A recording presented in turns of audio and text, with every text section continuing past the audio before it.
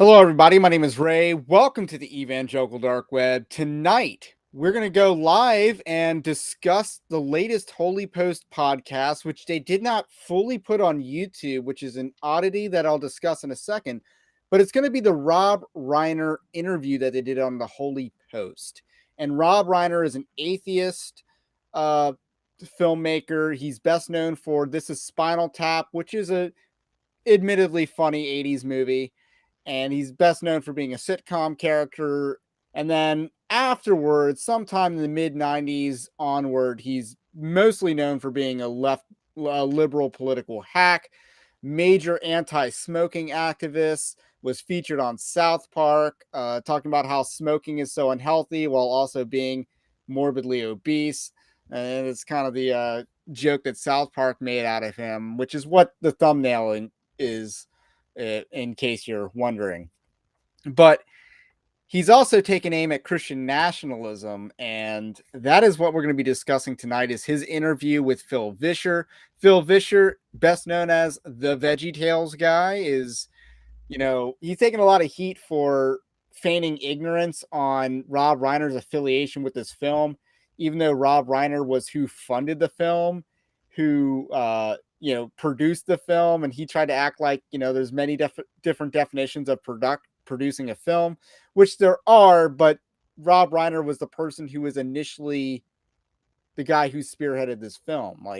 He was with the film back when it was under a different title. And now, he's emerging as one of the biggest figures promoting the film because it's his film. So we're going to talk about Phil Vischer. We're going to talk about Rob Reiner trying to tell Christians how to view politics, and we're going to discuss his idol of democracy, which seems to be a prevalent theme in this podcast that we're going to listen to. You haven't listened to it. I've listened to enough of it, and that's where we're at coming into tonight. So how are you tonight? Oh, as well. I can say, Stand By Me was actually a decent movie that Rob Reiner directed. That was a Stephen King adaptation. So, he's done other good things in his career. I know, but Spinal Tap being the most legendary, right?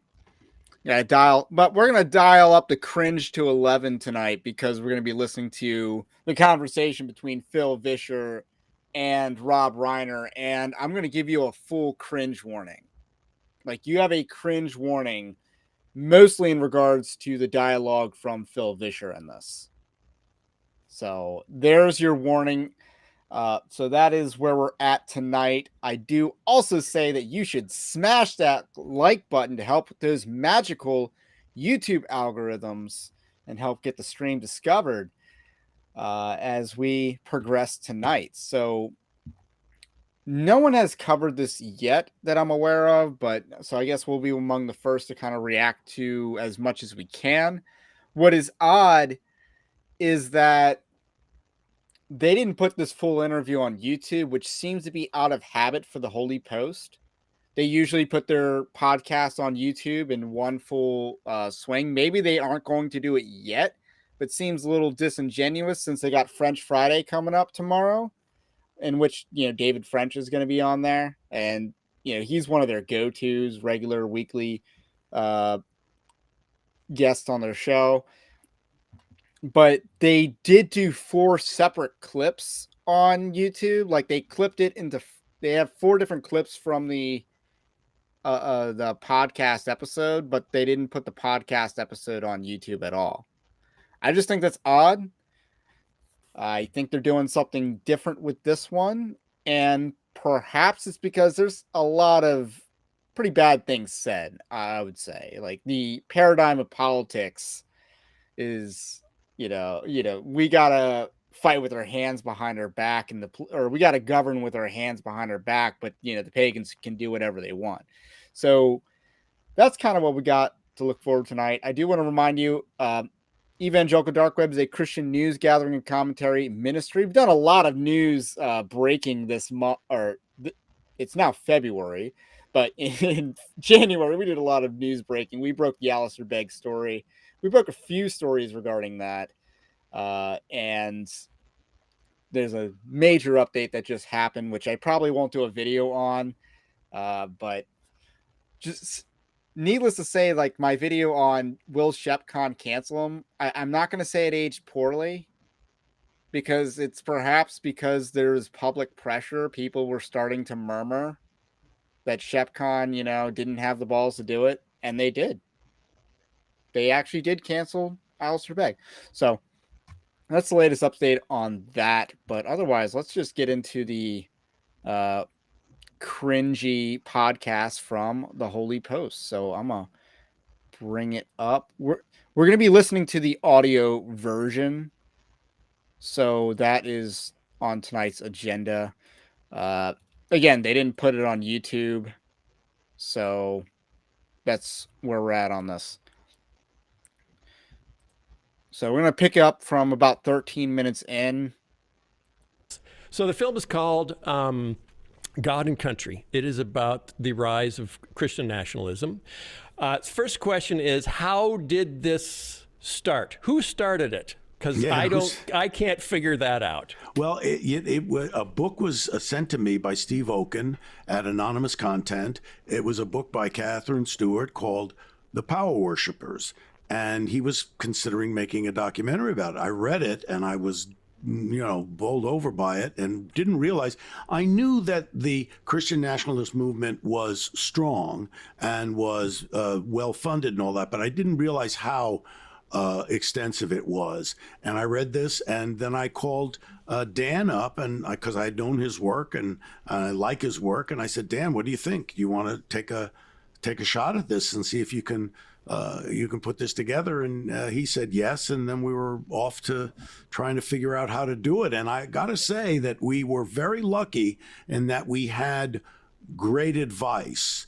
Yes, a fellow named Phil Vischer is in the documentary, but we have Russell Moore and David French. There's a whole bunch of people who are very respected in the Christian community, and we wanted to make sure that we were not, bashing Christianity at all. Exact opposite is that we wanted to show people how this movement had a deleterious effect on Christianity, and we had a lot of great voices to talk about it. Okay. So you can't. So I'm going to pause right there just to say, we're bringing all these respected names in Christianity to talk about Christian nationalism. It's like none of these names are particularly well respected in Christianity. Russell Moore is perhaps the most astroturfed name, one of the most astroturfed figures in evangelicalism, because we're told that he's great, even though he's pretty bad and he's never really done anything notable. And he's been a bad dude wherever he's gone. And then David French is kind of a punching bag at this point. He's not a serious guy at all.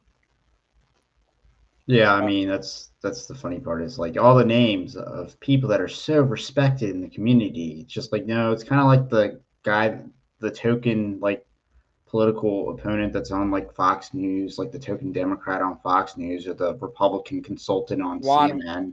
Juan Williams or whatever his name was. Yeah, but worse. Yeah, and that's kind of what these people function as. It's like when MSNBC gets Larry Hogan to be, a contributor there. It's you're not getting a serious opposition voice here. So tell me you're not one of the elite because you just used the word deleterious. No. But too many syllables. Too many syllables. Dan, how did you get involved, and what was your interest? Well, Rob and I had collaborated on a project a few years prior. We knew each other a little bit, and he sent me this book.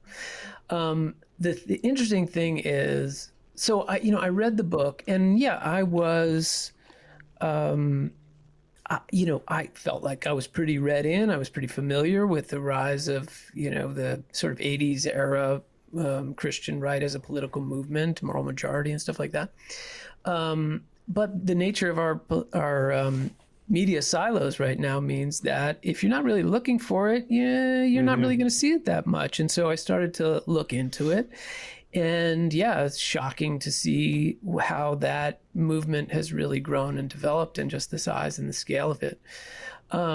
but I do want to, to double back is that at the time, so I read it and then I was going to meet with the producers, and what I said was I would only be interested in doing this if this were a pro-Christian movie.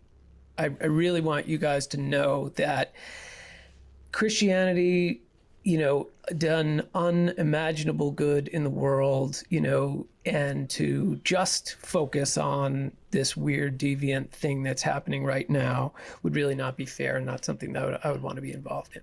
Now, Rob also, just because this is like a thing that you and I talked about before, Rob actually at the time said, listen, I want to help this thing to happen because I think it's an important topic, but then I want to get out of the way because I'm afraid that my participation would be a distraction from the content. No. Oh, no. No, that could never happen. Well, but it turns out it is a distraction, but it is also interesting.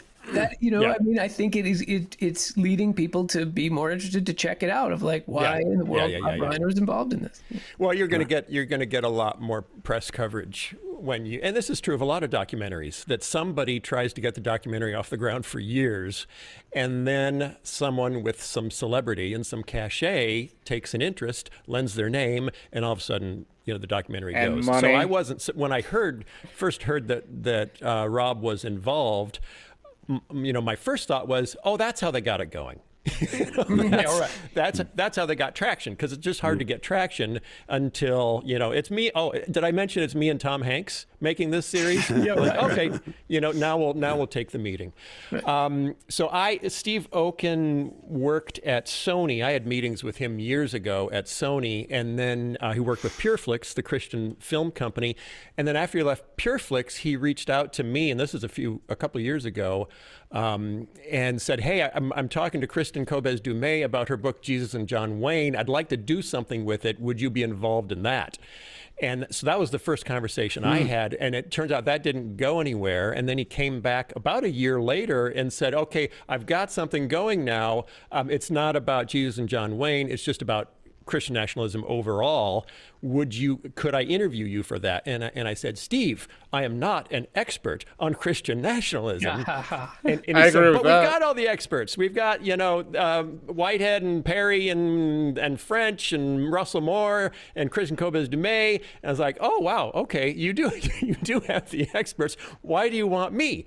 And he said, well, we like how you and Sky talk about topics like this on the podcast, so we'd like you to be in. And that was pretty much the extent of the information I had. That's right. Yeah. I think I was on one of those calls. Yeah. Yes. So that guy, the effeminate director guy, is a listener of the Holy Post. And that's what they've said from the beginning. And Phil Vischer is once again feigning ignorance at the idea that he had no idea Rob Reiner was behind the film, which I don't buy that for a second. Do you buy that at all? It's almost contradicted when he's talking about, because he actually, it seems like it's openly acknowledged in the conversation that Rob Reiner was the spearheader of this project, that he was leading the charge the entire way. And they're talking about how normally these projects never get off the ground unless you have like someone's name behind it, because otherwise you won't get a conversation. Did Enemies Within the Church have anyone's name on it? I No, mean, but that was also, crowdfunded, but yeah, but I mean, different animal though. I mean, Rob Reiner's name does carry weight in Hollywood, and it doesn't help or doesn't hurt that he is, got some of the right bloodlines, so to speak. But very true.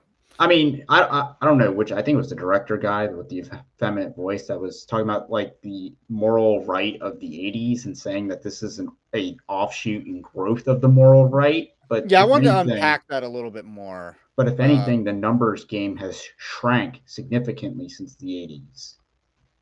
In what way? I mean, let's be real. In the '80s, David French might have actually been against gay marriage, but nowadays he's not. So a lot of weak hands have been shaken from the table since the '80s. And obviously, it's not the same America as it was in the '80s. So there's a couple things about Christian nationalism versus the moral majority movement.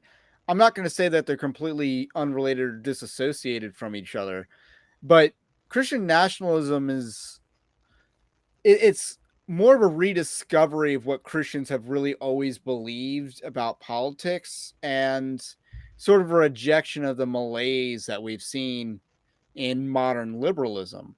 The moral majority really focused on working within that framework from the past, whereas Christian nationalism is, in some ways, believing in an inevitable collapse of the current system, but also has a different paradigm on how to work within the system and govern more ruthlessly, I would say.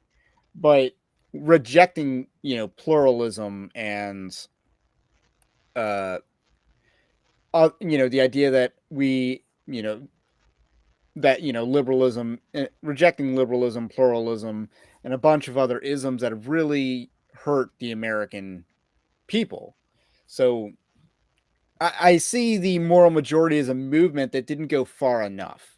No, I guess if you wanted to distinguish them, I think a lot of it could come down to just neoconservatism versus paleoconservatism. The 1980s with Reagan is really just neoconservatism, the ascendancy of neoconservatism versus, and that is reflected with a lot of the moral majority leaders. Except Reagan at least brought in the moral majority. Neoconservatism after Reagan dropped the moral majority component. Oh yeah, they eventually go to war with them, but a lot of those moral majority leaders were, you're thinking like Pat Robertson, who died like last year, I think, and like a lot of them might have clowned themselves, been very, I guess, they're not necessarily your intellectual heavyweights. A lot of them just simply wanted access or a seat at the table, and that's one of the reasons why the movement often endorsed horrible candidates. Yeah, Pat Robertson was not a serious political operator, in my opinion. But and that comes with the candidates that he endorsed. That came with his foreign policy, which was abysmal. So, but the moral majority, I do want to give them credit. They deserve a lot of respect. They won on the issue of homeschooling. Can you imagine where we'd be right now if they lost on homeschooling? And they also raised a generation that was more serious about life. I would say that as well. There was because of the Gen X politicians in the state houses that advanced the life legislation, whereas the boomer politicians did not. And therefore, Roe v. Wade was challenged. So they actually did that. No, I guess a lot of their shortcomings probably come from what we might call boomer theology. Or yeah, we can talk about that on another live stream. But again, Pat Robertson to a T. So yeah, I just wanted to unpack that because they brought up the moral majority, but I see that as not going far enough. The moral majority didn't go far enough.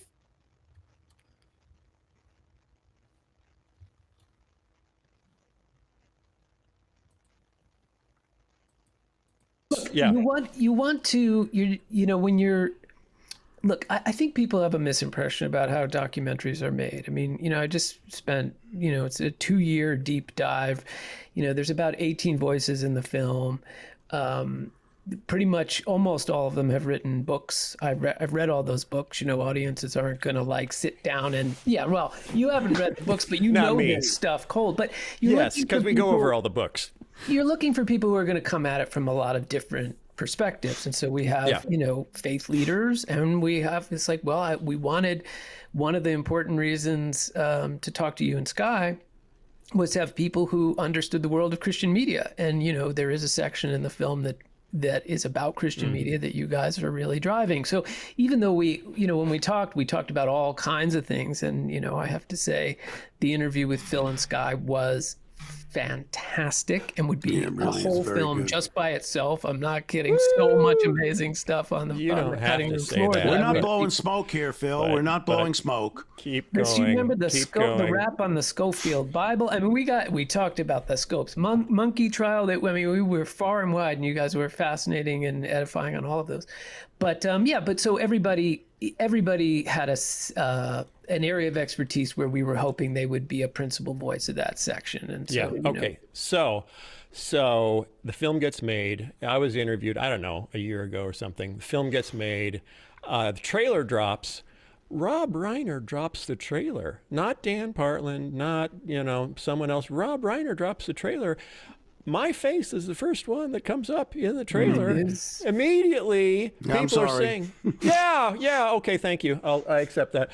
Immediately, people are saying, oh, the creator of VeggieTales partnered with Rob Reiner. I think he's an atheist and he hates Christians and he wants to undermine the church. And now you and all these other, Russell Moore, and it's all the ones that people are mad at anyway.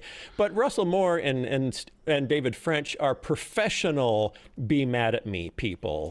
I'm an amateur be mad at me person. Well, it's the double-edged sword. I mean, it's one of the reasons why we wanted to downplay. I mean, at initially we downplayed the fact that, I'm helping fund the film and all this stuff because we knew that people would have a certain perception of what the film was going to be.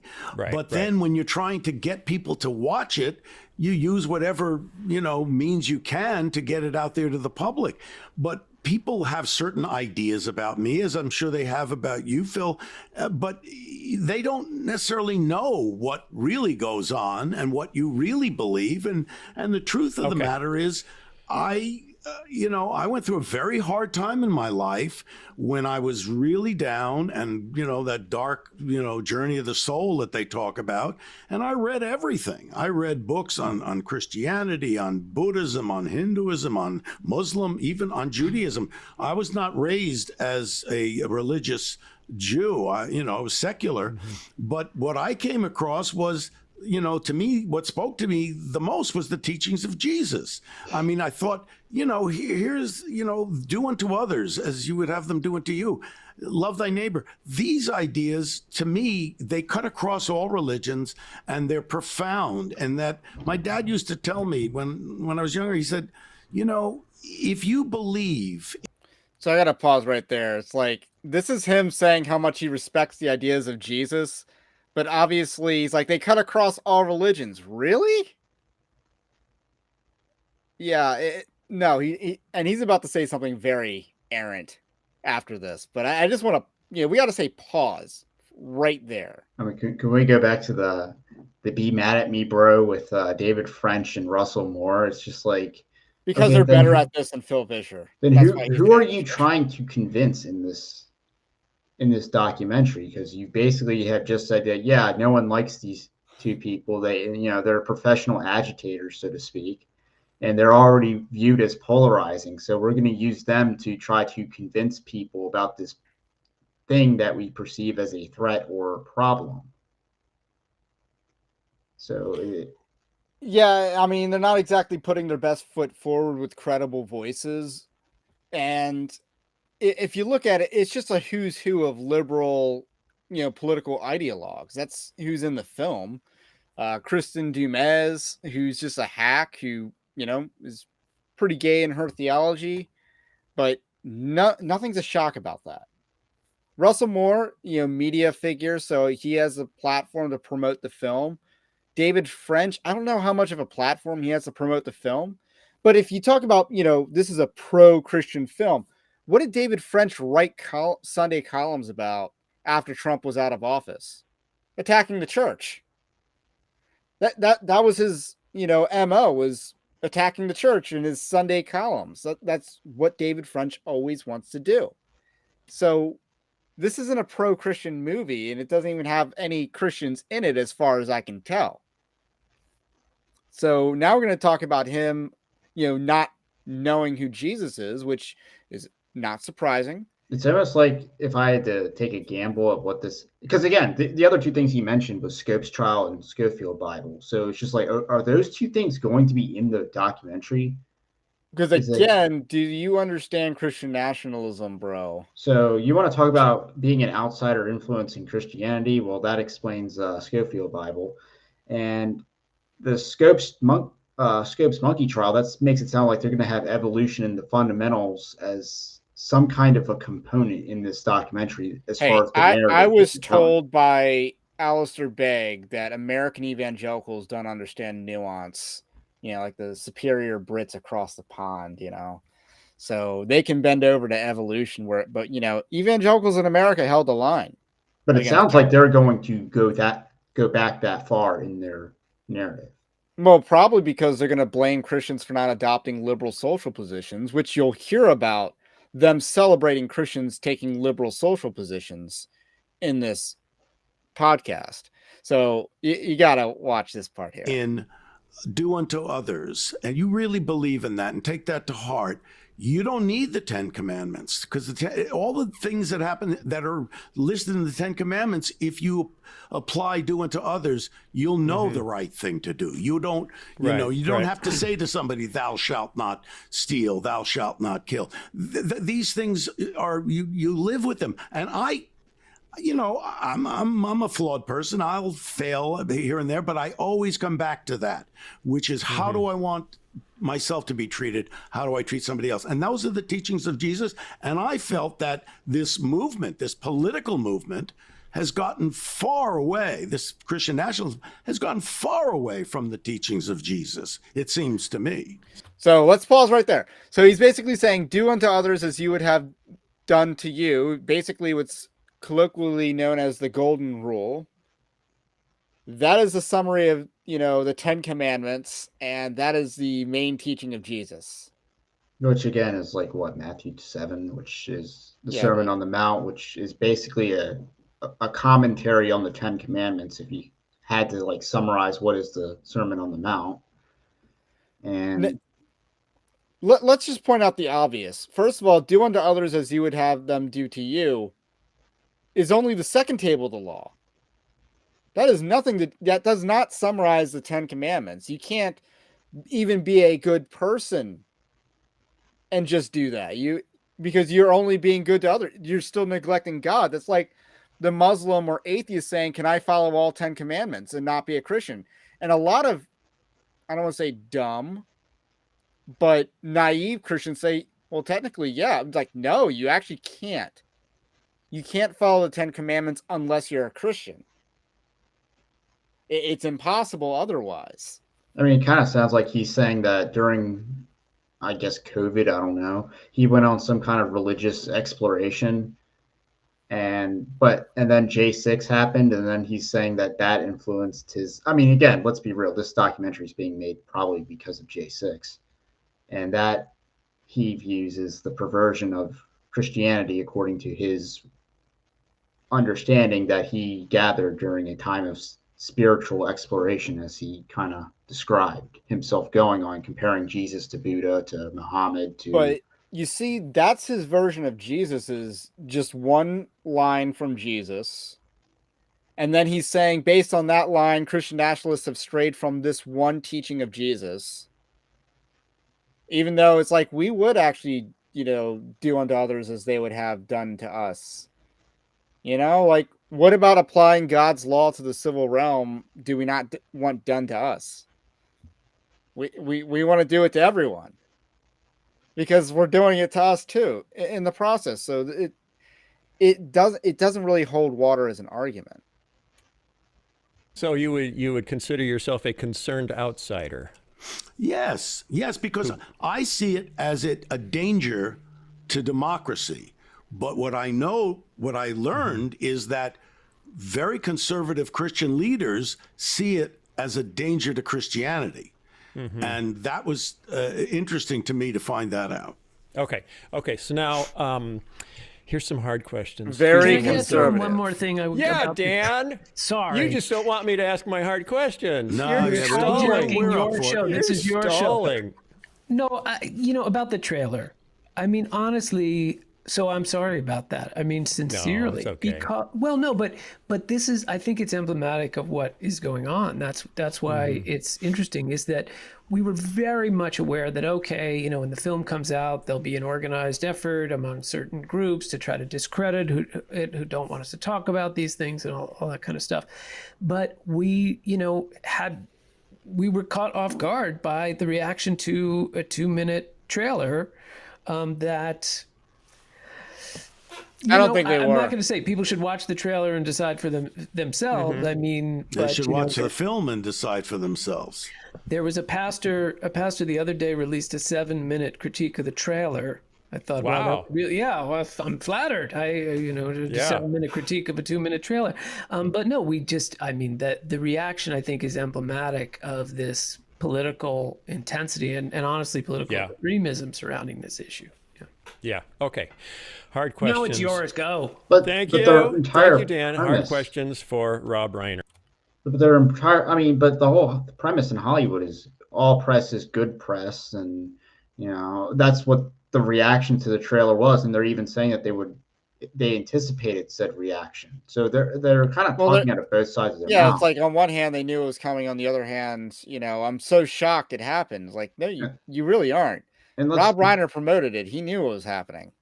And let's be real. I mean, if something is produced by Spielberg, it doesn't matter if he's the director or not. You're leading with produced by Steven Spielberg. Yes. Director of When Harry Met Sally. Okay. Do you hate Christianity, and would you like to see it stomped out? No, that's ridiculous. Of course not. Of course not. When you look at, the pure teachings of Jesus and what Christians throughout the world have done, they've done some amazing things. When you talk about, helping the poor and talking about taking care of those less fortunate, you see Christianity playing an enormous role in that. So of course not. I mean, I don't hate any religion. What I don't like is when somebody tries to force their ideas upon you, and sometimes even resort to violence to force their ideas upon you. And that, again, to me, goes totally 180 degrees contrapuntal to the teachings of Jesus, because he didn't preach violence. He preached peace. Now you said contrapuntal. That's number 2. Okay, all right. And I didn't even graduate college. Liberal coastal elite. Well, you've been hanging out somewhere. Picking up new words. Okay. Are you opposed to, because this is an accusation that came immediately after the trailer hit. Are you opposed to Christians participating in politics? And is this an attempt to make Christians think they have to stay on the sidelines? No. We want everybody to participate in politics. What we want, though, is civil discourse. We want people to put forth their ideas. And if enough people believe in it, those things can become law. Those things can become part of our society. What we don't want is being forced, and I'd say even at the point of a gun or violence. That's not, to me, participating in democracy. We want everybody to participate, but we all have to agree that we have to be civil with each other. Okay.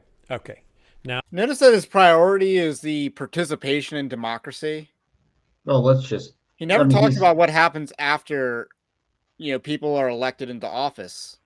And, what's the purpose of having a democracy? Well, he's basically saying, you guys need to bring forth your ideas and debate it out in the marketplace of ideas. And if you win in the marketplace, then that means your ideas become law. And guess what? That does not actually work. We've seen that. It also means that one idea is going to be forced on the other. No, but we've seen that. Republicans can win debate on policy all day long, but it doesn't translate to actual policy results. I mean, we see this with immigration. Republicans the whole country does not want all this mass migration, but the politicians still do it anyway. They didn't want gay marriage, but Rob Reiner's friends, all of 70 to 80%, like 80% of Americans support voter ID, and that, does that translate to 80% of states having voter ID laws? No, but like even gay marriage was brought about because Hollywood and all these elites basically said you're going to get gay marriage, and they forced it on you, and they flooded every ballot initiative with. And our lovely Catholic Justice Anthony Kennedy forced it on the country. Yeah, but again, majority of the people didn't want it, but they got it anyway. I mean, again, we can go back even further. Civil rights, majority of the country didn't want it. They didn't care, actually. But if you're looking at the 1960s, Vietnam, number one issue, nothing was close. I mean, even World War II, America did not want to get involved, but FDR did. So yes, but so did the Japanese. Well, it's like their people and FDR's people wanted the war. I don't think America's the bad guy in World War II. I'm not saying it is, And then but Germany, no one wanted to go to war with Germany or a lot of people didn't want to go to war with Germany, but then Germany declared war on the United States. So the hand was forced. They well, I didn't mean, have to. They were not bound to go to war, with whoever Japan went to war with, but they so I chose mean, to. the idea that the marketplace of ideas, debate it out, have these arguments. No, you have to force your policy through because again, That's what politics is. having the majority supportive opinion this doesn't actually translate into the ideas being implemented into law. Yeah, it's actually force of will that gets these ideas implemented into law. It's leadership that does it. And that's why the Republicans can't unite, is because they haven't had strong leadership ever, at least as long as I've been alive. So they haven't had strong leadership, so they can't legislate at the federal level. At the state level, it's completely different. But at the end of the day, politics is all about imposing your will on the other side. And they try to act like it's not a zero-sum game, that everyone can just be, vote, and then we can all go home and be happy and sing Kumbaya or some other gay crap. And at the end of the day, he doesn't have a realistic idea of what politics is, but that's just what he says. The reality is he knows exactly that politics is a zero-sum game, and he wants to neuter Christians. He wants Christians to lay down their arms, vote with their hands tied behind their back, whatever analogy you want to fit into the situation, bring a knife to a gunfight. That's what he wants the church to do. That's the whole purpose of this documentary. So now it gets really tricky. This is a tricky one. Okay. If for say, hypothetical, if a Christian opposes abortion and votes accordingly, is that in your mind Christian nationalism? No, because there are many people, not just Christian, who don't believe in abortion. So that's a personal belief that, first of all, abortion is not even mentioned in the Bible. But aside from that, these are personal beliefs. And we've said many times, these decisions are very tough decisions, but they're up to the person. I just want to say right here that killing babies is brought up in the Bible multiple times. I mean, and the Didache mentions "Thou shalt not kill," murder, or have an abortion as its commentary on the 10th or the 6th commandment. So it's historic Christian teaching, but I mean, he's secular Jewish, so that's what he believes. Their physician and their God. And me personally, I don't believe in abortion. I don't like it. I don't believe in it. But I also believe that I can't force anybody to have my belief. So he's pro-abortion. I think a lot of people will ask on this topic of Christian nationalism. That is what Nikki Haley and other people who are pro-abortion believe. But that's also what he says to a Christian audience. So presumably Christian audience, according to his mind. So in his mind, you can force abortion on society. But it's undemocratic to impose your beliefs on abortion and ban the process. Is what is the appropriate boundary about where somebody's faith should be incorporated into their politics? And so this is, I think, a big misnomer. They think that if somebody is against Christian nationalism, they think that people shouldn't rely on their faith for their political beliefs. And that is just absolutely not true. Ask MLK, right? It's central. Yes, let's ask MLK for a second. Can we get a phone call to hell? Are we able to do that? Yeah, because what did MLK actually believe? He was a Marxist. He believed in rioting, just like he would have supported the BLM riots. People don't realize that. Riots are the voice of the unheard, right? Isn't that his quote? But he was a communist. Let's just be real. So, no. To people's moral view of the world that they can call upon their faith to make their political decisions. Where it becomes a Christian nationalist idea is where it's not informing it, right? So if you say, hey, I believe in the sanctity of human life, and I want to make an argument to the civil society about why everyone ought to do that, then you can make that. But what you can't say, where it becomes Christian nationalism, is when you say, no, we can't have abortion because my faith says you can't have abortion. That's a different way of approaching a moral dilemma. It's just saying we have to go with what my faith says. Okay, well, what? Okay, does it make a difference to the law? So, I mean, generally, let's just use abortion as an example. Or actually, let's use gay marriage as an example. Does it make a difference to the law why gay marriage is banned, or that it is banned? no. I mean, what the law says is the law says. Does it make But a even- difference to the homo? No. But even still, like the argument against abortion is it is life, so therefore it is protected. It's defining life as beginning with conception, so therefore it has it has a right to life, or better stated, the mother has a duty of care. Yeah, right to life and a duty of care, and murder is illegal. But again, by what standard is murder illegal under the law? Because there have been societies that didn't harshly punish murder at all. Yeah, I mean, a man could kill a slave, and it was, Well, I'm even at talking best like or at worst, post-Roman Empire, but so there's a lot. By what standard is murder illegal? And it's God's standard ultimately. It was just all the way back to the days of Noah, and even Cain and Abel. Deeply held religious belief do I have to oppose that? What is my ethical grounds? And that's where conservative Christians get upset, because they believe they're being held to a different standard, than everyone else who says, hey, it's wrong to discriminate against the LGBT community. And they say, well, we say it's wrong to discriminate against unborn children, but when we say that, you say we can't say that because it's religiously motivated. Well, what is the non-discrimination against the LGBTQ community motivated by? Also a strongly held belief that isn't really, it's not like a math equation where you say, oh, look, we did the math equation, and it turns out that we should have transgender rights for minors. And that's where a lot of conservative Christians get very confused. But there's nothing wrong with having whatever belief you have, and you can base it on your religious beliefs. That's fine. You just can't force other people to have those beliefs. You can convince them. You can try to convince them, but you can't force them. And that's Christian nationalism is willing to force people to their beliefs. But if I vote my beliefs, I'm not forcing. No. If you vote your beliefs, you are not forcing. Okay. So, because this is what, this is.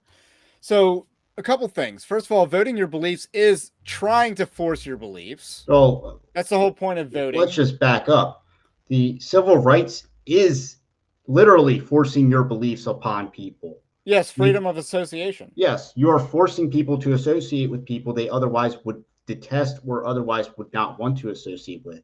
You're mandating association. You're coercing and forcing people. Like the idea that you can't impose your beliefs.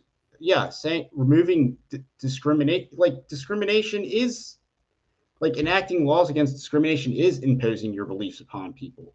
That they have to basically say, yeah, we have to bake the cake, even though we don't want to.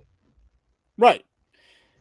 So the other thing is, it seems like his distinction in, forcing your beliefs on other people versus not forcing your beliefs on other people is whether you're self-consciously promoting a Christian policy.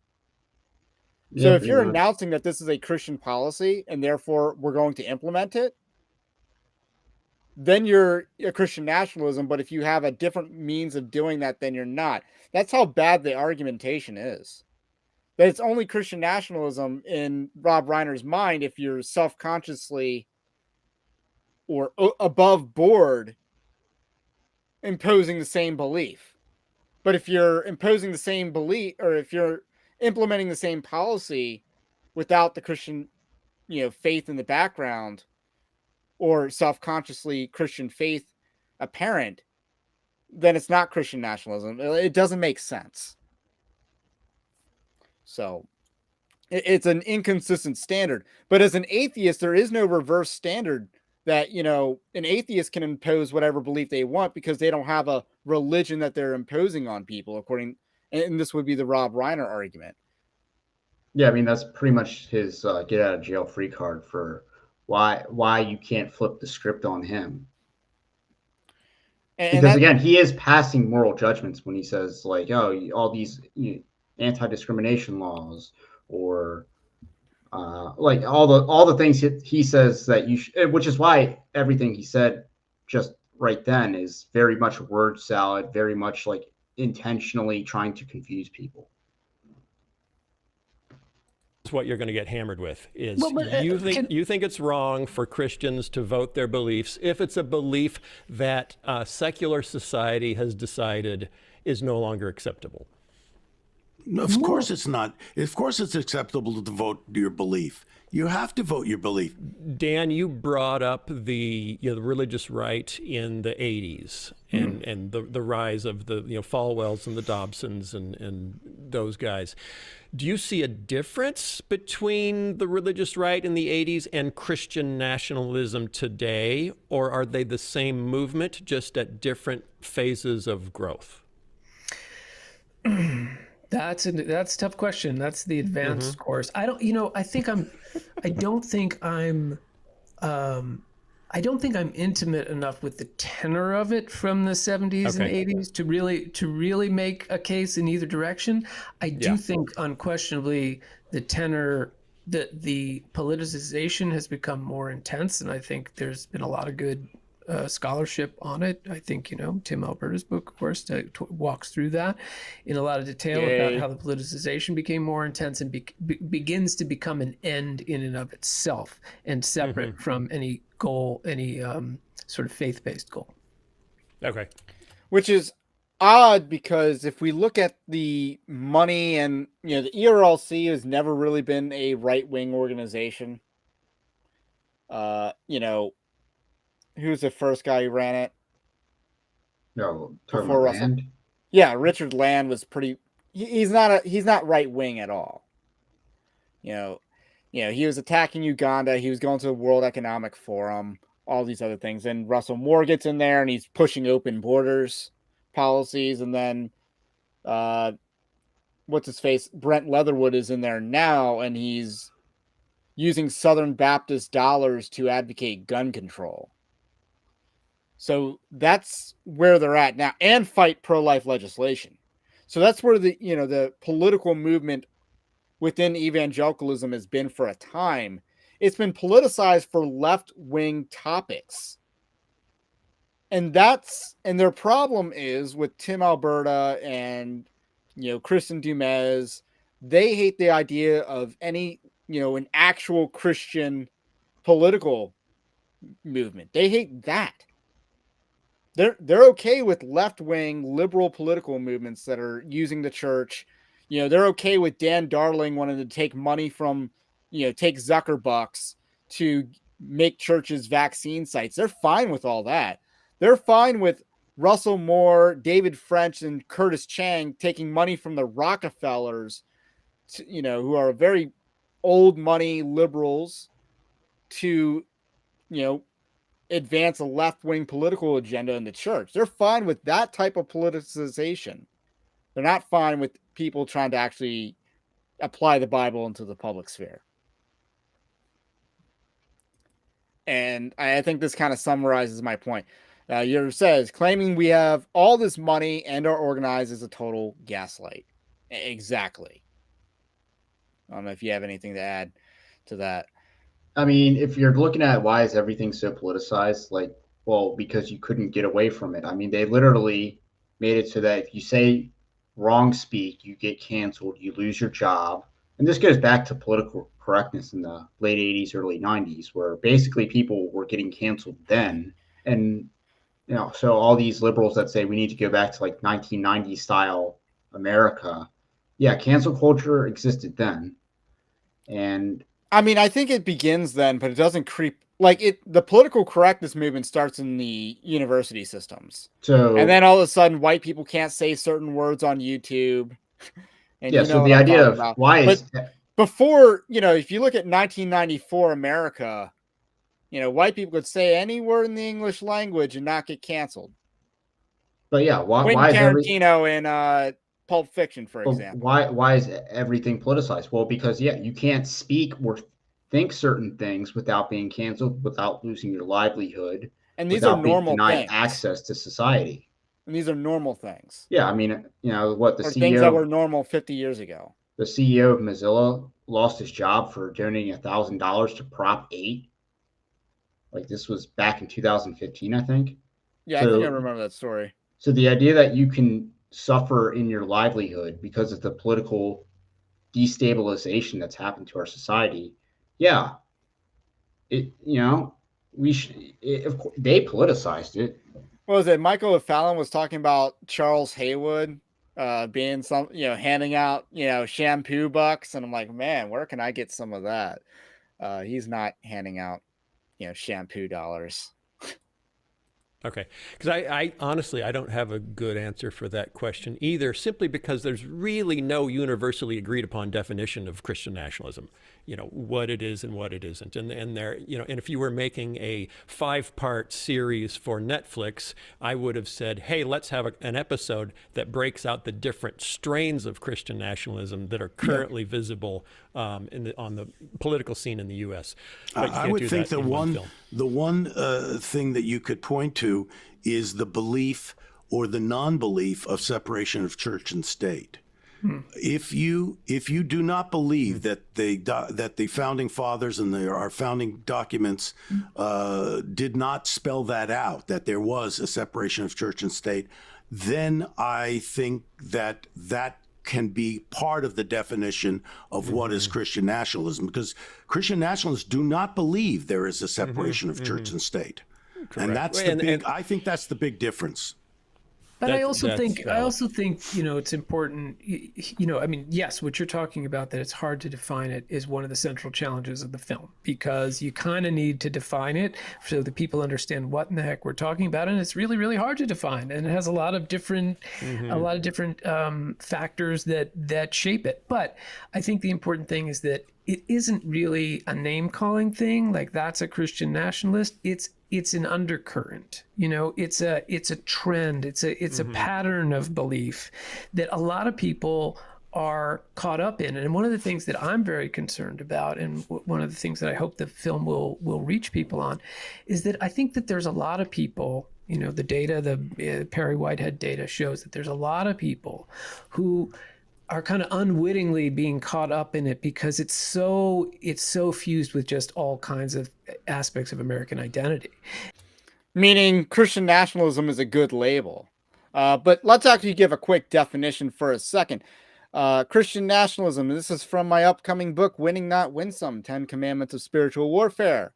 The belief and practice of Christianizing a nation, either establishing or restoring a Christian heritage to a people through the spreading of the gospel, establishing of institutions, and aligning civil laws with the law of God. That is the Evangelical Dark Web definition of Christian nationalism. And if you want to compare it to Stephen Wolf's definition, it's kind of like a rewording of it, which is interesting because, we came up with these independently. Yeah, he does the totality of the nation instead of, the utter nation. But or totality of national action, I think, is something like that in his definition. And he talks more. His definition focuses more on high trust society. Mine focuses more on a heritage, but that's what it's about. And you see any definition that tries to tie it specifically to America, that's already a bad definition. Well, even still, the whole notion of separation of church and state is just not real. Like, since people are spiritual and physical, the government always wants to have control over the spiritual. That's just kind of the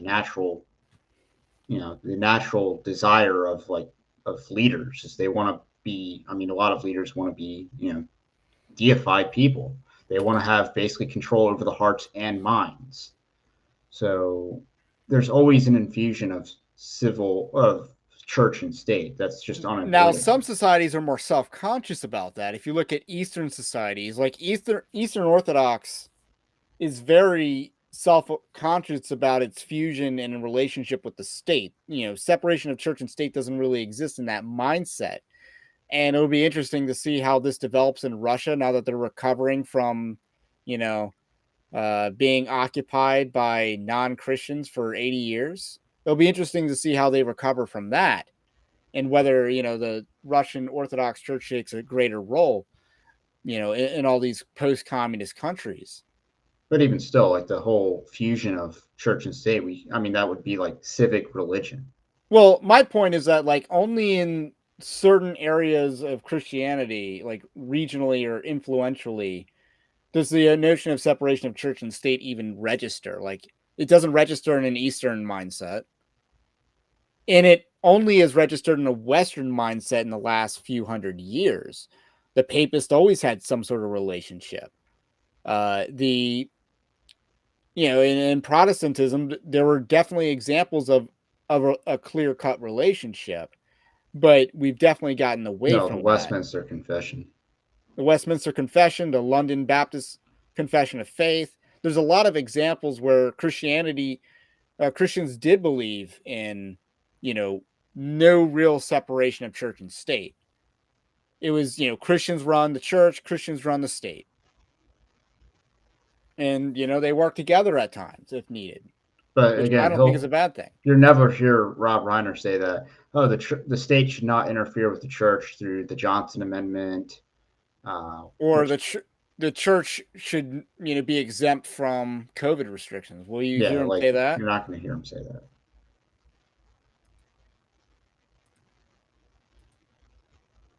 And so these people are not, they're not the problem, but they're getting swept up in something because there's so much social pressure, because this community has become so monolithic that you're not being a good American or you're not being a good Christian, either or both, if you don't subscribe to this, that, and the other political belief. But if you also don't believe that there is a separation of church and state, then you can easily believe that God ordained America to be a white Christian nation. And if you believe that, you will do anything in God's name to achieve that. That to me is the core part of it, because so I'm going to say God didn't necessarily ordain America to be a white Christian nation, but our founding fathers kind of did. Yeah, I mean the whole forsake our heritage.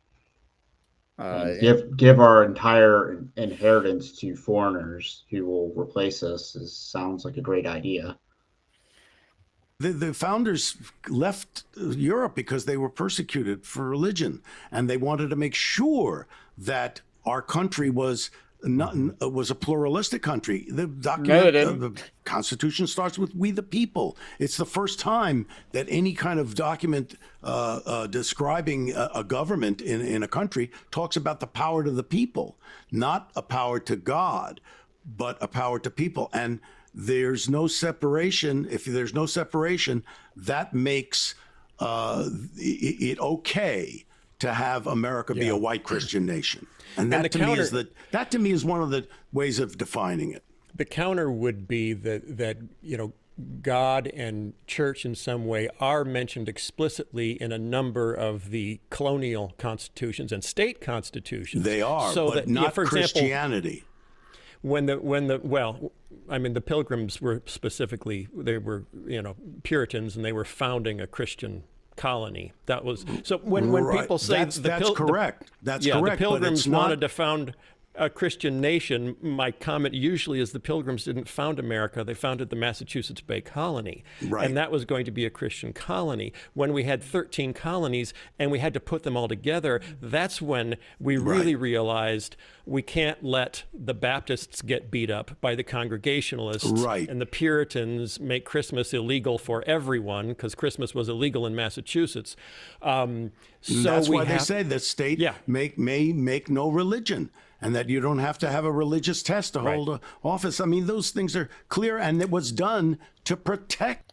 Again, state constitutions had religious tests. Even Rhode Island. Let's back up here. You have what is that? Phil and Vischer, Maryland. Was it Yeah. Phil Vischer that was actually Phil- trying to bring up an honest objection to whatever Reiner Phil was Vischer was the saying? guy was talking about the Massachusetts Bay Colony. Yeah. Yeah. Well, but he was the guy that's trying to bring up an honest objection. Hey, they actually would say this, and then Rob Reiner's response was, "Well, that was when they were colonies, not when they were states." And then he basically assumes that the doctrine of incorporation was existent at the time of the Constitution's Not at the time of ratification. Declaration of Independence, probably. Well, yeah, but he assumes that the doctrine of incorporation was always there. Yeah, not a good argument. Religion. Yeah. To yeah. protect your belief and your. In my view, Christian political activism becomes Christian nationalism when I say America is supposed to be Christian and therefore my vote should count more than a non-Christian's vote. And we Right. might need to take steps to reduce the influence of non-Christian voters. Voter suppression, huge issue. Yeah, that's where huge we issue. cross the line. Okay, I have something else that I wanted to bring up because I thought this was Again, whose vote is actually being like? Where's the law that says? Where's the Christian nationalist saying that we need to take votes away from people? Oh no, they'll just say that gerrymandering in favor of Christian nationalist votes is voter suppression, which nothing wrong, nothing unbiblical or sinful about gerrymandering or Even racial gerrymandering. even Actually, I think racial gerrymandering is more honest and above board than and ethical, I would say, than what you see nowadays. I mean, technically, like any time Republicans gerrymander, it's racial gerrymandering. So Yeah, they're trying to shove the non-white vote into a corner so that they can, limit their number of seats that they can influence. which again, that would be considered voter suppression. Or having an ID to vote is considered voter suppression. It's not like Democrats don't do the same thing. Or what preventing mail-in vote ballots is voter suppression. So was really Those interesting. were very good questions, Phil. Thank you, Rob. Were they too hard? Why does it only have a half hour? I love those kind of questions I wanna because do it makes more. you. Those were it softball makes questions, forces you by to the think way. what do you believe. Yeah, right. Okay, this is interesting. I was thinking about the All in the Family theme song. This is where And we I get had cringy. some really interesting thoughts. And a lot of our audience is too young and they don't remember All in the Family and they don't know that your nickname is Meathead and that you have to live with it for They the do rest now. But the All in the Family theme song, boy, the way Glenn Miller played, songs that made the hit parade. Guys like us, we had it made. Those were the days. And you know what you were then. Sorry, my Gene Stapleton's a little shrill. Unbelievable, Gene Stapleton. Thank you. Goyles was Goyles and men was men. Mister, we could use a man like Herbert Hoover again. Didn't need no welfare state. Everybody pulled their weight. Gee, our old LaSalle ran great. Those were the days. Okay, that's the theme song. You've now heard it. That's Thank you. amazing that you Thank remember you. all that. A huge can- percentage of the country could sing that along with you. Yeah, I believe so. And I was just thinking about those lyrics. Every What are you going to do to recover from that one? wow, because Is it time to get some shots or something? yeah, okay. So All in the Family, that was Archie Bunker, which again, who's been described as like being subversive. Right. I just had to look that up. So, oh yeah, the guy that was like subversive and introducing a lot of liberal ideas into his TV shows, and that's what his legacy is. And I guess he's trying to make a point about nostalgia because that was like a 70s and 80s. Well, they're gonna TV show. they're gonna connect it to MAGA. In a sense. Yeah, but it's like a 70s. I'm just TV like, show how are you that gonna recover harkens from that cringe? to pre-New Deal era America? Which wasn't a very conservative America, by the way. Everybody knew who they were. Girls were girls and men were men. Yeah. And we didn't need a welfare state because Right. everybody pulled their weight. And it occurred to me that really could still be a theme song for a big chunk of the conservative movement of, why do we have all this gender confusion? Why can't we go back to women being women and men being men and everybody accepting their role? Why do we have to have a welfare state? Why can't we go back to everyone taking care of their own kids, everyone minding their own business? And it occurred to me that maybe, was Archie Bunker the first television representation of the MAGA movement? So Yelmoth says Archie Bunker was a Ron Swanson of his time, but Ron Swanson wasn't a libertarian on the show. He was a liberal on the show, Parks and Rec. If you look at what he does, as a libertarian, it's support a communist to be on a city council. That's what he does. Like, that's what Ron Swanson does really, on he's the just show. he's just a lazy manager. Yes. And that's called libertarianism, because he doesn't want big government, he just wants inactive government. Right. And yeah, he just wants government to be ineffective in doing what it's supposed to do. I mean, Parks and Rec, kind of an overrated show, but it did give us Chris Pratt. Because, talent came from that show. And I love the fact that Amy Poehler is like the star of the show, but she's not even the top 5 funny character on that show. Like, everyone else is funnier than her on her own show. I've heard that before. But they say is Archie Bunker, is he like Donald Trump? I mean, we've heard those kind of things. Yeah. But it's interesting because you say we could use a man like Herbert Hoover again. Now, Herbert Hoover oversaw the Great Depression just collapsed. Yeah, right. I mean, popular president in history, I think. And it gave birth to the welfare, to Social Security and Medicare and all those things. He wouldn't have done that. He just would have let everyone die. Yeah. And so they would learn to take care of themselves, like Yes. God intended in the Bible. But I think it is the first. I mean, I should do a deeper dive on it, but I think it is the first culture war show in a sense. I mean, it was before we knew to call it a war. I mean, there was. It really is strong. We were divided. Able to laugh at it. We were able to laugh at it. Yeah. Before Star Trek? Well, I mean, can we just say that if you really want to go there, I mean, can we just say that the Great Depression and the crash was caused by basically usury and a financial collapse?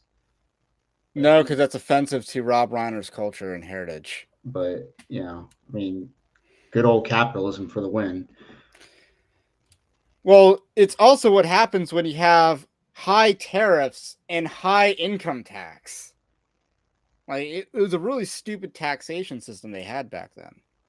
Big divide happened in the 60s with the civil rights movement and the war in Vietnam and the women's movement and the sexual revolution.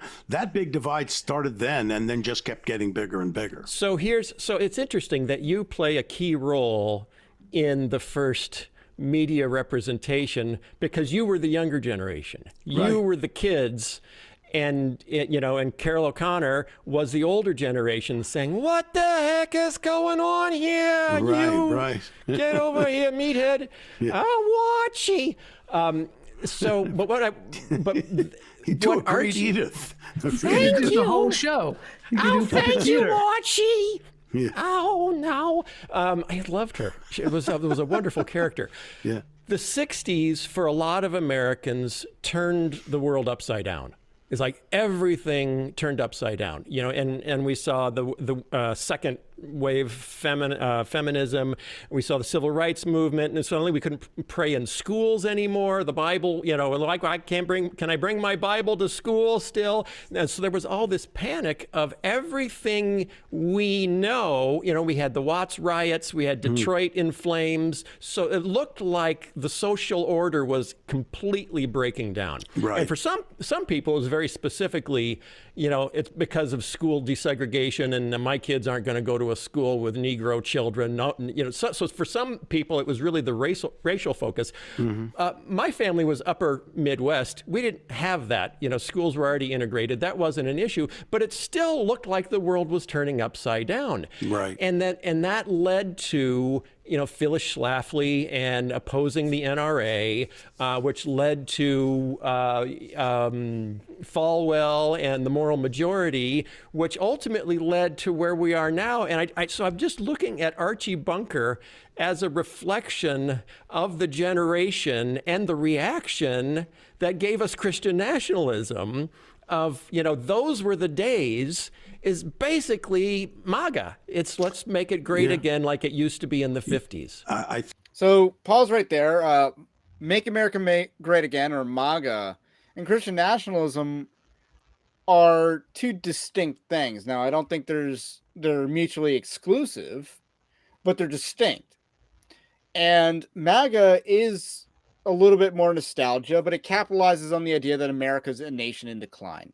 Yeah, that we are in decline. We used to be much better than we are now. I mean, when Donald Trump says "Make America Great Again" is the greatest political slogan of all time, I mean, he actually is correct. I mean, I kind of wrote that the MAGA message is what carried Donald Trump over the finish line when his character and his scandals pretty much like deterred a lot of people from voting for him, because he captured this essence of what it actually means to be an American. And no one has actually been able to replicate that since. Like DeSantis didn't do it. Well, again, the boomer heart couldn't move on from Trump. True, but DeSantis didn't do it. The boomers are, they want Trump. But it also goes to the MAGA copycats, like, Carrie Lake.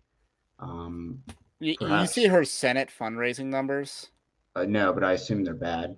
Yeah, she has like $1 million running up against two candidates that are going to have like 5-1, 10-1 outspending, able to outspend her. She's going against candidates that will have tens of millions.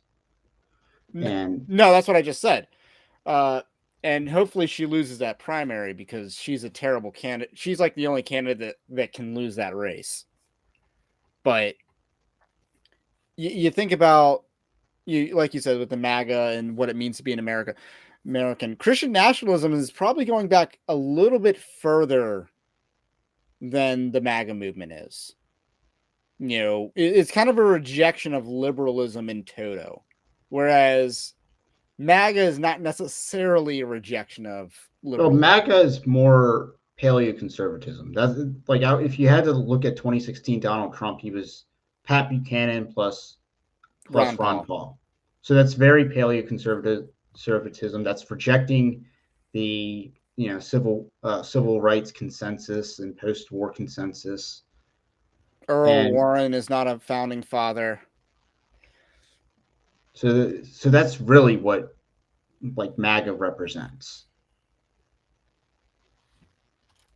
I think that's a pretty accurate analysis there. That's a very good analogy. I think that's probably true. He impressed Rob Reiner. Yeah, and then the question is, I think, through the modern lens, is were they right? Yeah, I mean, that's the question: is were those days better? And if they were, in what way? When you dig into it. What I think is interesting is the number of, like, the angry voices that will come out against the trailer or come out against, stuff that we're talking about that's considered too progressive.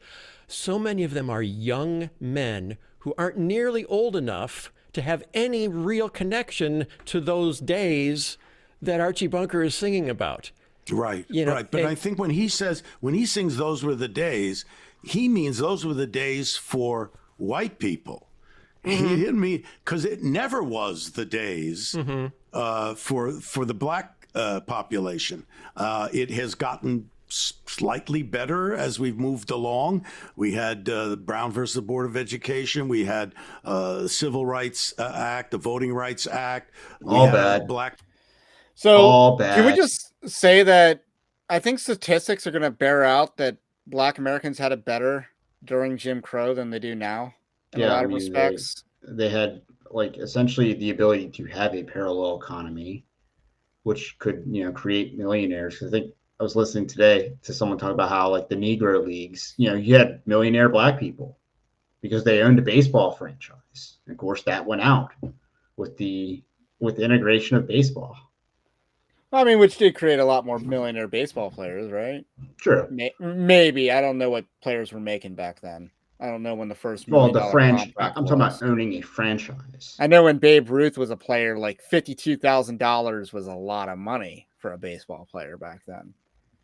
So, But I mean, yeah, Brown versus Board of Ed, not a good Supreme Court ruling, not good.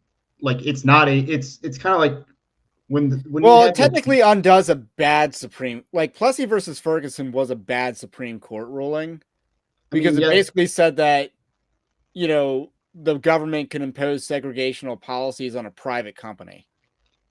That's a bad Supreme Court ruling because that violates the freedom of association. I mean, I guess part of it is like during those days, the idea of using court shopping and basically trying to, we're going to pick the case with the most sympathetic plaintiff. Like that was not the norm in law in those days, and probably not, and certainly not in Plessy versus Ferguson, where they did the exact same thing.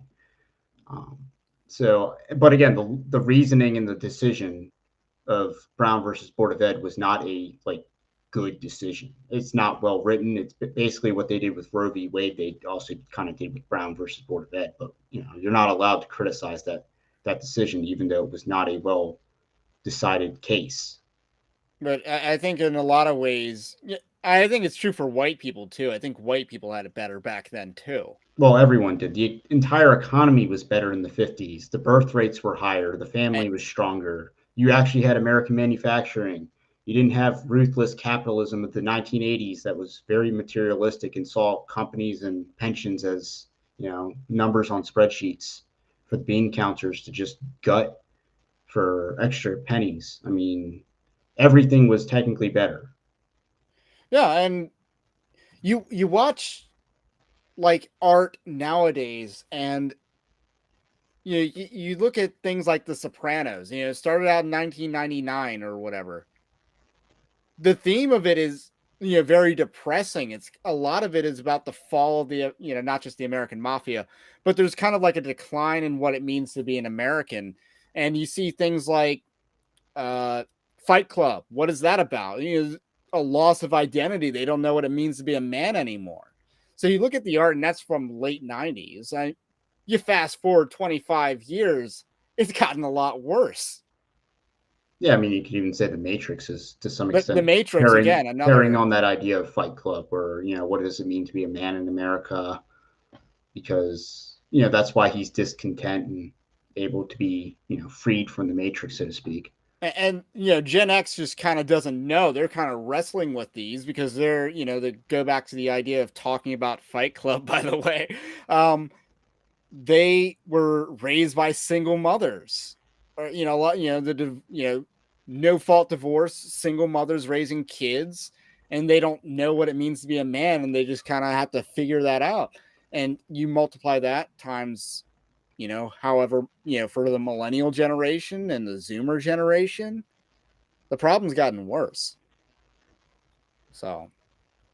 President, things have moved, but it's still never been those were the days for black people. It was for people like Archie who are white, working class people. The liberal looks at it as, and look at all the progress for women, the progress for minorities, the progress, for the LGBTQ community. The conservative says, and look at the exploding divorce rates. Look at, we now have almost half of births are outside of marriage.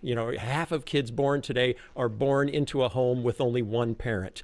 And we know statistically that puts them at a huge disadvantage in educational outcomes. So it's so easy for both sides to say, yes, everything has changed and now it's terrible. Or, yes, everything has changed and it used to be terrible and now it's better. And that's why the 60s are such almost a Rorschach test of, do you see that as progress or do you see it as societal collapse? And what I see in Trump more than anything is a strong man saying, if you think it was societal collapse, I'm your guy. And I'm actually tough enough to put it right. And it's really hard because conservative Christians, and as the Can we church just pause shrinks, there? more and more of the... To say that is the only thing that he has actually said that is 110% correct. I'm not sure because I think that's overstating what Trump was stating. No, it's what he represents. I think you're giving... Yeah, to some degree, but I also think you're giving Trump a lot more credit. Well, I'm thinking 2016 Trump. You know, How much was Trump just going back to Ronald Reagan versus going back to Dwight Eisenhower? well, again, it goes back to what does make America great again actually mean to the people that hear it. And when you're thinking, you know, Pat Buchanan plus Ron Paul, because again, the whole soul of America messaging, that's Buchanan, who was a speechwriter for Nixon. So if you want to really go back to how a lot of these ideas emerged and who were the pioneers, he's capturing that. You know, you captured that identity. Though, yeah, the 1960s was the beginning of decline. Church is the Southern Bible Belt. Unfortunately, more and more of Christianity in America is dominated by the states that were Jim Crow states. Yeah. And so it's very hard to get away from some of the racial suspicions. But that's been that's the what I case think for is hundreds of interesting, years. even in your own life story, Rob, because you represented the generation that said we're making progress. Well, here's the thing. Here's what through Obama. Yeah, here's what's interesting. You can say those were the days and was great. Now it's terrible, or it was terrible and now it's great. But both of those things are wrong. All you can do is say, are we making progress? Are we making a more perfect union as we go along? And we know, based on how progress is made, sometimes there's big steps backwards in order to move steps forward. There's a great line in the Zoo story by Edward Albee. He says, sometimes you have to go a long distance out of your way to come back a short distance correctly. And that's what I see happening. With Obama becoming president, we've taken a huge step backwards because I think it was threatening. It was very threatening to a lot of people to think, ooh, a black man can be president? No, that's not right. So you see a lot of what Trump has been able to galvanize is part of that grievance. But people hated Obama because he was black. That's basically the argument he just made there. You know what? But let's actually talk about Obama's impact on the church, because Obama had a major impact on the church. If you look at Russell Moore and his writings before Obama became president, kind of conservative. You look at him after Obama became president, open borders. Had AIDS. Jesus had AIDS, which is a really gay thing to say about our Lord and Savior. And you see that the Evangelical Covenant Church adopted critical race theory in 2009. So wokeness crept into the church during Obama. It was exposed during Trump. And now, during Biden, the weak leadership of evangelicalism is being exposed. The inept leadership. G3 is getting exposed. Alistair Begg got exposed, largely by us. A lot of people are being exposed right now as weak leaders. Not necessarily, the woke preachers, Mark Dever, Russell Moore, these guys have already been exposed. The Tim Kellers. Well, you can't expose him enough, I guess. Well, I mean, really, the internet kind of exposed him. Because I imagine a lot of his stuff was pre-Obama. Who, Keller? Yeah, a lot. Yeah, that is true with Keller. But if you're talking about wokeness, creeping into the church, that happened under the Obama administration. And people don't recognize that hard enough. I mean, keep in mind, the advent of Obama, you have a lot of change. Obviously, the gay agenda was one of the most paramount developments that was basically rammed down America's throats. Is Obama brought about gay marriage, and that was always his plan. It's not really like he gladly said one thing, but he was always pro gay marriage. 2012 Democrat Party platform, transgendering kids is in there. What do you think it means when it says support transgender youth? What do you think that means? And the DNC platform from 2012. What do you think that means? They told you what they were going to do, and they did it. So the question is, will we move forward at some point again, or will we collapse? We know what happened during the Civil War. We collapsed for a while, but then we did move forward eventually. So that's the thing. It can't be, it was terrible, now it's great. It was great, now it's terrible. It has to be, are we moving forward? I think the challenge is, and I'm speaking on behalf of the conservative wing of Christianity, and even to a certain extent, the more progressive wing of Christianity, who's deciding what progress is, and how do we still, because we used to have enough of a common language that we could describe progress and agree on our description. Right. And that was when, turn of the 20th century, Christians were the social activists that were fighting against child labor, that were fighting for unions. Christians were pro-unions until the Russian Revolution, and suddenly unions became part of communism, not part of Christianity. So a lot has happened in the last 150 years that has pushed us into two different sides where we can't even agree on what progress is anymore. That's sad, because we have to agree on certain things. We have to agree that women having more rights and equal pay. We have to believe that that's okay. If we don't, then we go backwards to when a woman couldn't vote. The terms are acceptable. I mean, let's be honest. Giving women the right to vote. I mean, it's from the lips of God. You shall desire your husband; he shall rule over you. And then, of course, Paul in Ephesians 5. I mean, so giving women the right to vote is anti God, really, and contrary name a policy to law. that, if we eradicated, would allow us to flip the tables on the Democrats and liberalism faster than repealing the 19th Amendment. I mean, I would say the only two plagues in our society that don't go away is usury and the war machine, which, those two things are pretty related. And maybe you bring back Freemasonry. I don't know. But I mean, what is his definition of progress? Okay, we can look at economic measures. Is our economy better off than it was like 50 years ago? No. The only people that make more money are the top earners. Everyone else is actually poor if you actually adjust for inflation. People are actually poor off, even college educated. So only well, because everyone has college education now. So yeah, but the idea that economically you're worth less. The ability to buy real estate, no, and we're back into like bubble territory there. Of course, the jobs manufacturing base, a lot of that's gone away. So the idea that, there are objective measures that we can point to and say we have not actually had progress.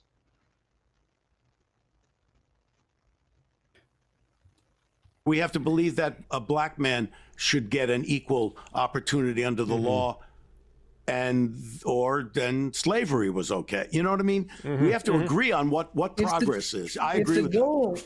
If the goal is to build a society where more of us are flourishing, there's more human flourishing. If that's the standard, I think there's a lens, that you can look at all this through. I mean, you guys sort of talked about the racial component, but that it's broader than that. There's probably a lens that looks at this that says, well, there are some people who feel that their prospects have dimmed, that the world is not as favorable to them anymore as it used to be, and those people are overwhelmingly the people who would like to go back to, to the days of yore. But there are a lot of people who feel like their prospects have improved, and ultimately, I would like to think that all of us can agree that working towards a more level playing field that lifts more people up is the goal. I think it's fair to say that, there are different metrics where people are going to disagree. I mean, I think, we know that families thrive better when people stay married. But, we also know that there were a lot of women, especially, but both women and men, who were stuck in really miserable marriages. And it's, probably good that there's a socially acceptable thing that you can get out of it if it really is a disaster. So Right. These are supposed Christians celebrating no-fault divorce. Yeah, I was Phil Vischer agreeing with that? I mean, he was sort of agreeing with that. Sound like he was just nodding. But again, Phil Vischer also believes, in abortion. So, okay, we got to wrap it up because we've taken a lot of this is a good conversation, though. Thank you. In a nutshell, Dan, who do you hope sees the film, and what do you hope they walk away with? Well, look, I want everybody to see the film, of course. I mean, That's what I want good. them to walk away with, and I do want Christians to see the film. What I want them to walk away with, first of all, is the baseline understanding of what the heck we're talking about and why it is distorting our democracy, and why why devout Christians are very concerned about what it's doing to Christian faith. But you become very expert in making a film like this, but ultimately I don't want people to hear it from me. I want people to go see the film and hear it from the people who I learned from. We have the best voices, people who are very thoughtful, who are really looking at this issue from all different angles, and who can speak with a lot more authority to all of it than I can. So yeah, I want people to go and see it, and I want people to think about what really is the right place for American democracy and for Christian faith. Because I do think it's terribly tragic that I think there's a really distorted view if you just look at what the role that of how Christianity is beginning to appear in our media environment. I think, like, I'm always talking to my kids. I'm trying to explain to them, no, that's not what it's about. That's not what it's about. That's not. So, how the world thinks of Christianity is why Christian nationalism is anti-Christian. I mean, Notice how this entire interview they haven't substantiated why Christian nationalism is dangerous for Christianity. They've only partially substantiated why it's dangerous for democracy or civil rights, or the civil rights agenda, or which again, when they talk about or the ability to kill children in the womb. When they talk about, oh, we're doing what's best for flourishing, well, really what they're saying is flourishing for these special groups, i.e. the minorities, and at the expense of the white people, so to speak, the Trump supporters. So their flourishing comes at the expense of another group. What it's about. Like, I think that's going to be a generational challenge for the American church, is to rebrand. I hate to say it, because I think this current thing is subsuming what the image of Christianity was, at least that I grew up with and that I greatly admired and respected. Okay, Rob, what do you hope for the film? Well, I mean, we have right at the end of the film, Reverend Barber talks about bringing us back to those teachings of Jesus, and says essentially, female pastor. Oh yeah, because they actually have a female pastor that's in the film. That Woke Preacher Clips had a whole montage of. Right. It's like, okay, so a female pastor is, clearly unqualified to teach, is going to tell us how to get back to Christianity. Okay. If we get back to those real ideas, what a great country we'll have, and what a great world we'll have. And so I think I want people to watch the film and take away from it, hopefully, a greater understanding of what Jesus really talked about. It's interesting. I want to say one other little thing. We have Robert Jefferson in the film, and I read a thing recently where, and he was a strong, podium pounder kind of guy. And he has had some second thoughts about, how. Okay, Woke Preacher Clips bringing the correction. That's William Barber. I thought he said Barbara.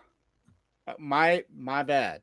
But it's like, okay, not a female pastor. Thank you, Woke Preacher Clips, and shout out, by the way. Easy mistake to make. I thought he said Barbara. But he's completely pro-homo and why isn't that showing? Pro-homo, well, and pro-abortion, which is really shocking. I think the correct term instead of pro-queer is yes homo.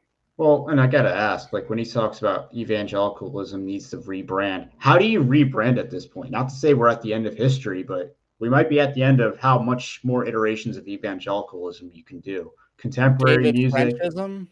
like contemporary music compromising on every issue, in like movie theater seating, like reclining seats. Is that the next innovation in evangelical? Like, how do you debase yourself even further? You've already gotten rid of everything that can be construed as traditional. Night at the movies or whatever, or like the day at night at the music, church at the movies, like church at the movies. But it's already been done. Like, how do you go further into And rebranding? Life.Church is already woke with them. Like, that's a woke church. Like, you can't rebrand any further because you're already just moving with the culture. Right. More lights. So the idea that you need to rebrand to reach people or to, correct the message, it doesn't work. It hasn't worked. This political movement has taken over the church, and that they've gotten away from the original teachings. And he is starting to rethink that. And that's what I'm hoping people will look at, especially Christians, that will look at it and say, have we gone far afield from what, the the pure Christianity is? Yellow Moth would like to admonish Anthony by saying, careful, evangelicalism will accept your challenge to debase itself to the culture even more than it already has. Chuck Colson was a very well-respected Christian commentator. I mean, he was Nixon's hatchet man and went to jail, and then had a profound faith experience in jail, and wrote a book called Born Again that kind of popularized the term born again in the 70s, and then throughout the 80s and 90s wrote columns for Christianity Today and did lots of prison work. And near the end, but he also engaged in a fair amount of kind of culture war commentary and activism. And late in his life, he wrote a piece where he said, when we politicized the church, we made a grave mistake. He said, we thought that we could recover America by getting the right people into office.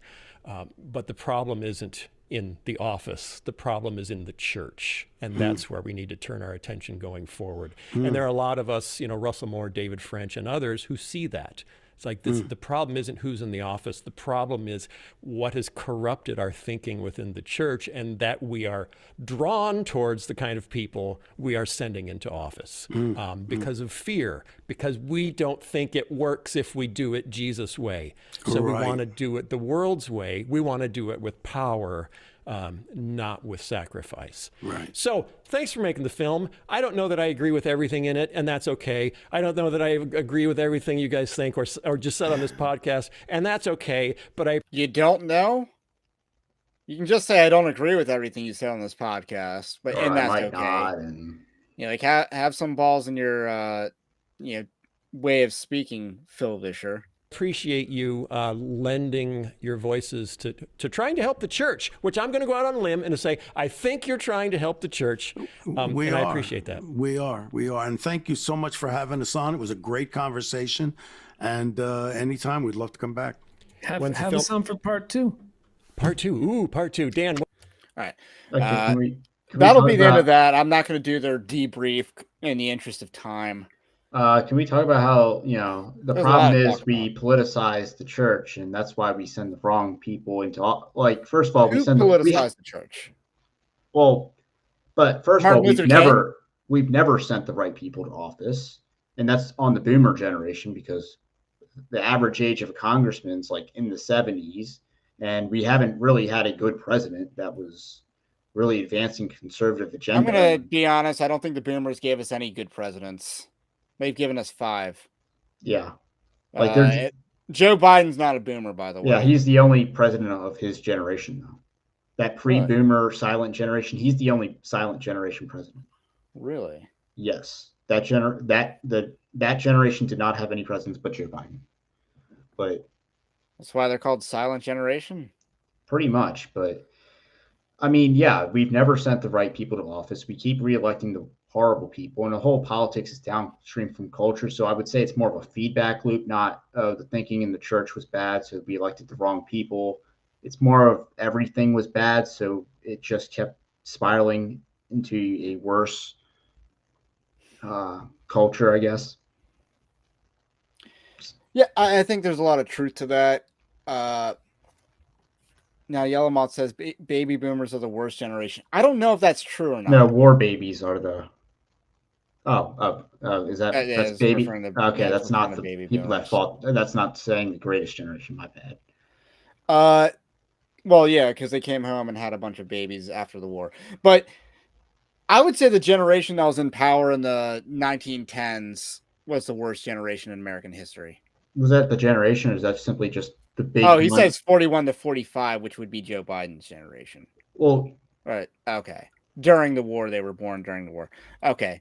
I would say the generation that was in power during during the progressive era in American politics was the worst generation in American history. I'm not I sure I'd would say say that that the generation is, but their elites, Woodrow Wilson's but their elites generation, were bad. yeah, And that was mainly because you had a lot of big money. This was your Rockefellers, antitrust monopoly. and Rockefeller was pretty anti-Christian. He wanted to fund a false gospel. So there's that. And then the baby boomers are probably the most myopic generation. I think that's the way that I would phrase it. And that to me has hurt a lot of the younger generations after that weren't really sure how to react to that. But if you look on like the transgenderism and stuff, boomers are most pro transgenderism. Because the millennials have their kids being impacted by this, so they're kind of turning on that. So that's kind of what I read. So a couple other thoughts. So, like I said, they don't articulate how it's bad for Christianity. No, you mean having Christian morality imposed on society is bad for Christianity? Like, okay. It's like, oh, you're using power. That's not what Jesus wanted us to do. It's like, it's not Jesus didn't say not to do that in the event that Christians eventually are in a position to do it. It was just the idea that Jesus didn't come to lead an army like Muhammad. That's what that was about. So it's a lot of Reddit here, but at the same time, they're just kind of glossing over it because you saw in that interview, they weren't willing to really say what it is they're actually trying to say. Yellowmoth points out that Simon the Zealot was an apostle, and it's like, yes. So zealots could be welcomed into the apostolic thing. I did want to catch up on some other comments that were made. Actually, no, the atheist thing. They are bringing an atheist into the church to help the church out. Now, I have an issue with that. I never liked when people brought James Lindsay into the church to tell us about critical race theory. I never liked that at all. That was such a bad idea at the time. The idea that we even needed that, no, we didn't. I mean, first of all, we've had liberation theology and plenty of people. I mean, critical race theory and liberation theology pretty much go hand in hand because it's the black church that embraced liberation theology, or black liberation theology, which then, gave us critical race theory. So the idea that it's very connected. And people rightly criticize, I want to say people like Tom Askell, because wasn't James Lindsay in the Bywit Standard documentary, if I recall? He was the dude on the rooftop balcony thing, or at the table having lunch or whatever. It's like, yeah, so people like Tom Askell, I believe, and Michael O'Fallon, who's probably the spearhead of bringing James Lindsay into the church to talk about critical race theory. Yes, people rightly criticize that. Costi Hen rightly criticized that. Now, he was the wrong person to do it. He was the wrong person to do it because he went woke in 2020. So he's the wrong person to do it. I'm the right person to do it because I never went woke. And I made Michael O'Fallon pretty mad last year when I called him out for funding James Lindsay. But in this case, they are bringing in atheists to tell the church how to be political. They are bringing in atheists to neuter the church politically. I got issues with that. And his idea of what the church should do is, be like the Daily Wire, have your debate in the public square and, convince people of the ideas while the government implements all the bad policies that you Are you talking about Michael O'Fallon or? No, Rob Reiner at the beginning. But Michael O'Fallon's solution to our problems is literally just to convince people of the Constitution and the merits of it. Like, that's not really inspiring political strategy. I don't care what you think. Let's see. Yours says he's literally claiming we are trying to force our beliefs, but if you don't agree with him, there's no place for you. And that's kind of the impression. Like, they didn't really articulate what is progress, what is a more perfect union. They don't really define these nebulous catch-all phrases that they use. Well, because, it's about giving people rights. Well, what are rights and where do rights come from? And if rights actually do come from God, does that mean you have the right to sin? Because I would say no, because people are in hell essentially atoning for said sins that they committed that they thought that they had the right to commit. I like this comment from Josh. It was three soy jacks discussing a book they don't believe in. Talking about the Bible or something else? The Bible, but yeah, I mean, what? So, and Yellowmouth says, fun fact, James Lindsay called out Al Mohler, and when I looked up what Al did, I found you guys and Conversation That Matter. Yes, I did a video on that at the time. And again, who was the one platforming James Lindsay to talk about this issue? It was Al Mohler. And it's like, why are you platforming him on this issue? His critiques aren't good on this issue. He can articulate their beliefs very well, but he can't articulate a good critique, and he can't articulate a good solution. So what exactly do we need him on this issue other than to recite their writings to us? We don't need that. Like, he is famous he is famous in large part because he posted screenshots on Twitter of what they wrote in their books. That's not groundbreaking stuff, guys. So I'm going to give a last call for questions related to what we've just discussed. But in the meantime, Evangelical Dark Web is a Christian news gathering and commentary ministry. You can support us over at evangelicaldarkweb.org/join, linked in the description below. That has more content, more access to more content. I'll be doing some more exclusive content, hopefully this weekend, to kind of help people, show a little love to you guys.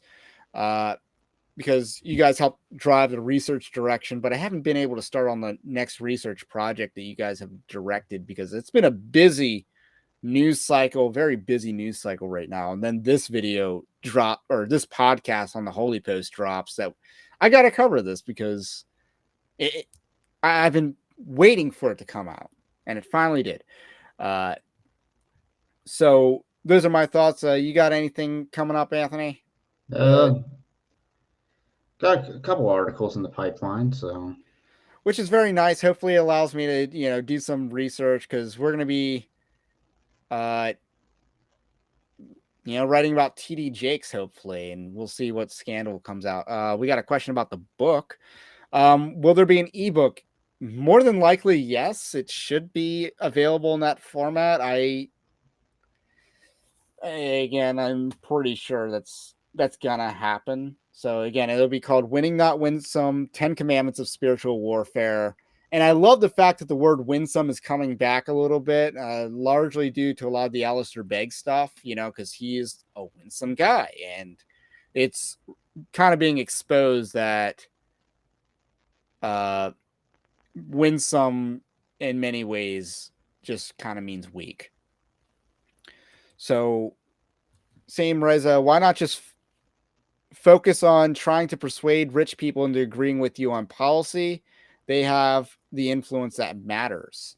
Well, I think that's the importance of Elon Musk is, again, if elites run the world, which basically means that we're not actually a democracy, we're just an oligarchy, which is true. And ironically, if you look at what most people throughout history said, is that aristocracy was the best form of government. This would include Calvin. This would actually even include Josephus. If you actually read what he wrote about the time of the judges being an aristocracy. But yeah, but the other thing we need to do is actually create new elites, because the elite creating institutions, i.e. Harvard, Yale, the Ivy Leagues, have essentially been taken over and captured. And again, just to add on to that, do you think the way to create new elites is to create new institutions? I do think you need to do both. I think you have to have an offense and defense to win the game, so to speak. So the idea of creating competing institutions like a Hillsdale or Liberty is very good and effective. And generally speaking, you hear good things about those institutions. However, you do also have to be able to compete against them on their own turf. So, I mean, just having Harvard on your resume will get you into open a lot of doors for you. And I don't know if you're familiar with the New Founding podcast, but they're kind of some elites. So we're getting some, Christian elites, hopefully. It's just there's not a lot of money in the kingdom. However much money you think is, Christian money, it's less than that. Like, you got the Hobby Lobby people giving to the He Gets Us campaign. That's working against the church, guys. And it's also funding creators that And are the outside the Chosen church. yeah. So just to get back to the question, persuade rich people into agreeing with you on policy. Essentially, that's also what politics is getting rich people to donate to your campaign so that you can win office and then implement policy. But Now, again, what type of rich people? I mean, there might be a lot of people who are millionaires, but they aren't like sexy millionaires, if you know what I mean. Like a Peter Thiel would be a sexy millionaire. Charles Haywood's apparently a sexy millionaire. Well, but like farmer. there might be like you're millionaire in your backyard. I think a lot of what we can do is get them more into the game, so to speak. So you're talking about like upper middle class. Very upper middle class. Like they're millionaires and like local millionaires. They're agriculture people. Yeah, something like that. But not big ag. Right. Do you think there will be a split again for hardliners in the SBC because of this topic, woke, BLM, etc.? No, not yet. I'm actually a lot more optimistic on the Southern Baptist Convention right now. I'm going to try and do a live stream on that with some notable guests. Another question. Yellow Moth says, how can you focus on being winsome and Calvinist at the same time? Yeah, I mean, Calvin, if you read his writings, wasn't very winsome, right? Probably not. I mean, he used some sarcasm here and there, and obviously, all his haters always bring up Michael Servetus. So, but I mean, the whole and that is the dumbest argument against Alistair Begg. Well, he, like all these anti-Calvinists bring up, well, he was predetermined to have done that, and they'll say, oh, he just fell because he was a Calvinist. It's like, okay, look in the Arminian camp, Methodist or United Methodist Church, and there's a lot of woke Pentecostals out there. Yeah, just but saying. I mean, if you want to just throw rocks, and the fact that it was the Calvinists that called him out, and really, it's not soteriology. The Calvinists are also leading the charge in fighting wokeness in the church and stuff like that. I mean, there's a lot of Calvary Chapel people involved, but they're not leading. Any sort of thought. Soteriology isn't the problem. The problem is people become the cities that they live in. But since Calvinism is going to become dominant in evangelicalism, it's just it's predetermined. It's going to become dominant. The leaders against wokeness are going to be naturally more Calvinist or disproportionately Calvinist. So we got some people saying that Servetus got what it was coming to him. All right, good questions. I got a last call and we got some questions in. But now we're going to, finish up. Thank you all for coming out tonight. Don't forget to smash that like button on your way out. Subscribe if you are new. And we will catch you on the